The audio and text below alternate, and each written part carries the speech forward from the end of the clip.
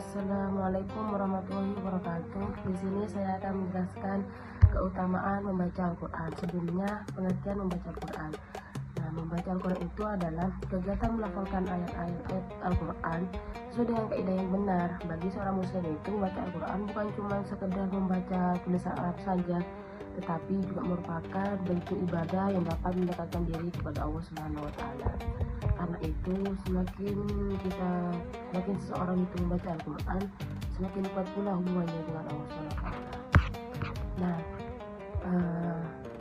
keutamanya yaitu mendapatkan pahala di setiap huruf.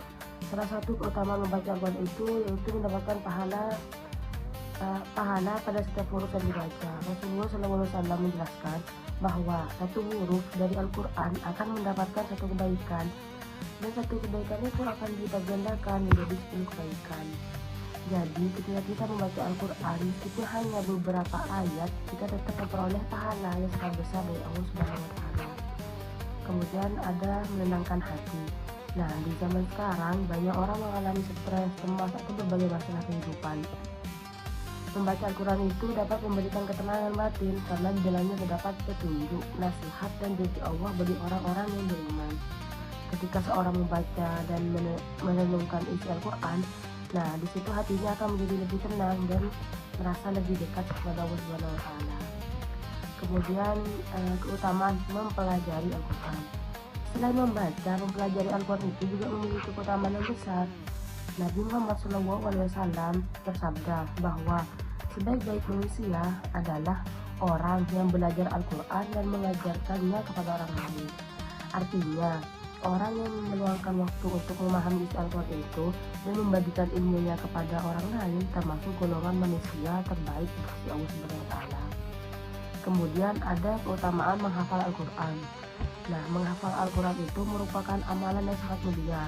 Orang yang menghafal Al-Quran itu akan memperoleh kedudukan yang tinggi di sisi Allah Subhanahu wa Ta'ala. Selain itu, hafalan Al-Quran akan menjadi bekal yang sangat berharga dalam kehidupan dunia maupun akhirat. Karena itu, banyak umat Islam yang berusaha menghafal Al-Quran sejak usia dini hingga dewasa.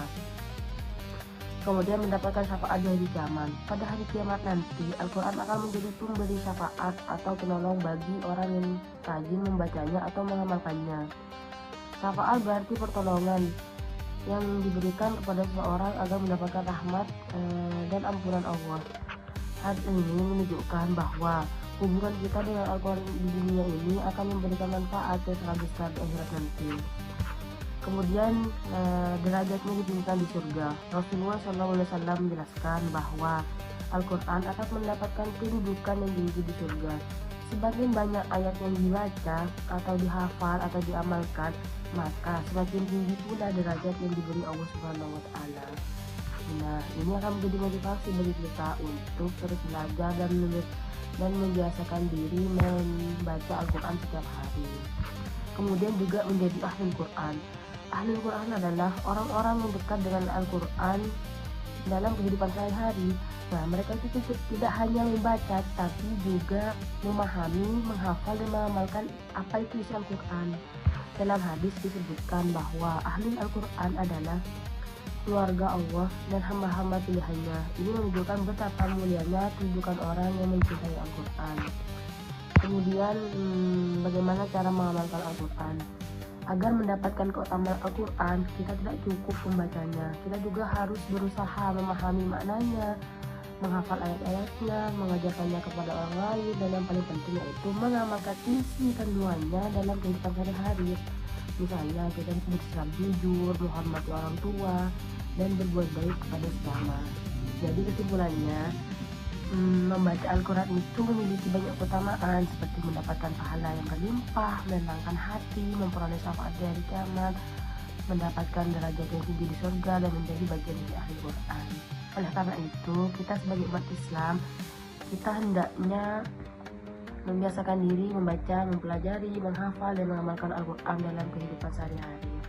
Sekian yang dapat saya sampaikan. Kurang lebih saya mohon maaf. Wassalamualaikum warahmatullahi wabarakatuh.